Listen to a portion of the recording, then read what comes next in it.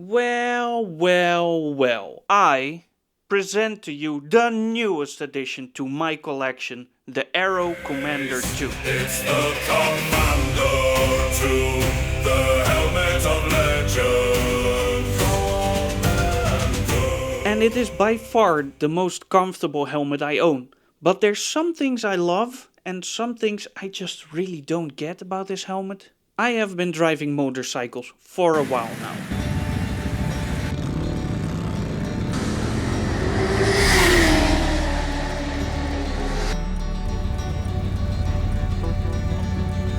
And over the years I collected a decent amount of helmets, all with their specific purposes and looks. From full face helmets to flip up helmets to motocross helmets. I have had them all. Now this is not a spec sheet review video, there are far more capable people out there. But there are some things in here that I have not seen other people talk about. It is an adventure helmet, so I want it to be comfortable, I want it to be full of features, look badass, and for me personally, I would love it to be very light. Let's start with something positive though. For me, this is the first helmet that what seems to be at a smaller size I have no hotspots in. Let me explain.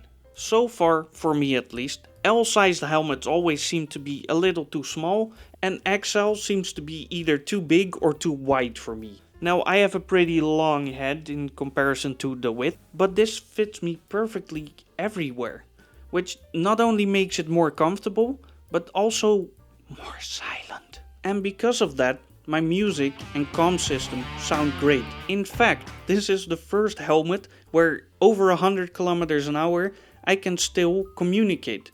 Now the next thing is great, or not so great, depending on how you look at it. And that is that this drop-down sun visor is almost not worthy of being called a sun visor. It is in between normal glass and shades, and it's right in the middle. You see, the sun and I are in a love-hate relationship.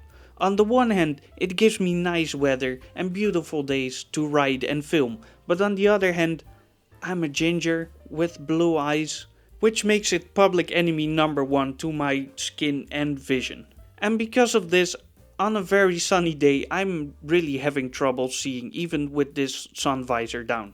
But I cannot see, I'm legally blind. But you might be someone that prefers it this way because it's easier to drive in tunnels and in shade. But for me, it makes me look into getting a tinted visor. This visor is great. There is no optical distortion, and the first time I had it on, when it was perfectly clean, I thought I had no visor at all. And on top of that, adventure bike helmets have a greater field of view, so it was great. But there is a little thing that I personally don't like, and that is when I look down, I can see the edge of the pin lock. And it might not be a big deal, but I just have to tilt my head slightly further forward to see my navigation or speedometer. But it's just a small thing. I feel like I have a little bit of my field of view stolen. But there is one thing I really don't like about this helmet, and that is the placement of the sun visor, the button for it.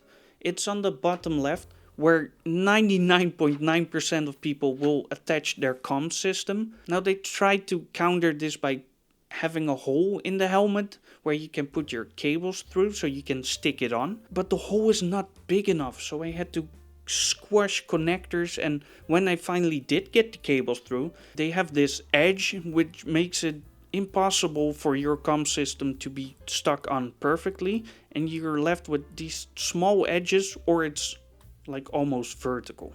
Plus, sticking something to your helmet is always a risk. I would prefer to just clamp it on like I usually do. But perhaps this is the only thing I really don't like about it. I love the peak on this thing. So far, I can go max speed on my Tenere without it vibrating or warping. And also, I don't get the snatches like I have on my motocross helmet. And then for the thing I wanted most. The weight. It is so good, so light. It is lighter than my motocross helmet while having a visor and a drop-down sun visor. I wanted to go for the carbon version of the Commander 2.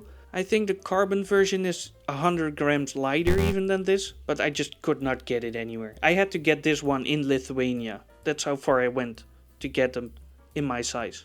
Now, I've not seen shots of anyone having this helmet on while also wearing motocross goggles, so here's some shots of that.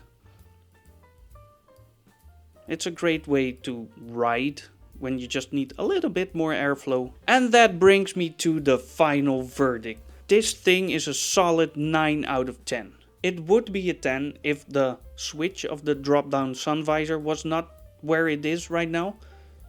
But all in all, it's just a great helmet to have. If you want to know how comfortable it actually is, I bought this thing and then I went on a 3-day TED trip in 30 degrees weather for 3 days straight, 10 hours a day. And not one moment did this thing become uncomfortable. And that's it for the video. If you want to see the TED ride I just talked about, maybe click here. If not, thank you guys for watching and I'll see you in the next video. Bye!